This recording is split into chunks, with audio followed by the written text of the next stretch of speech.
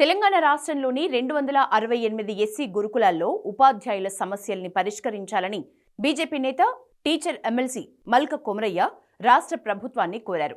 హైదరాబాద్లో ఎస్సీ గురుకులాల కార్యదర్శి కృష్ణ ఆదిత్యను కలిసి వినతిపత్రం అందజేశారు. ఉపాధ్యాయుల సమస్యల్ని వెంటనే సీఎం రేవంత్ దృష్టికి తీసుకువెళ్లి పరిష్కరించాలని కోరారు.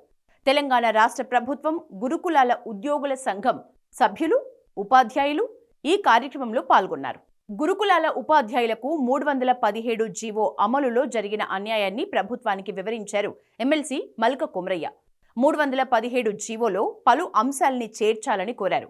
డిఏ బకాయిలు, 2007 రెగ్యులరైజ్డ్ ఉపాధ్యాయులకు ఓపీఎస్ విధానం, స్పౌస్ బదిలీలకు జీవోలో అవకాశం కల్పించి బాధితులకు న్యాయం చేయాలని కోరారు. దీనికి సానుకూలంగా స్పందించిన కార్యదర్శి కృష్ణ ఆదిత్య ఉపాధ్యాయుల సమస్యల గురించి ప్రభుత్వం దృష్టికి తీసుకువెళ్లి పరిష్కరించడంలో కృషి చేస్తానని హామీ ఇచ్చారు.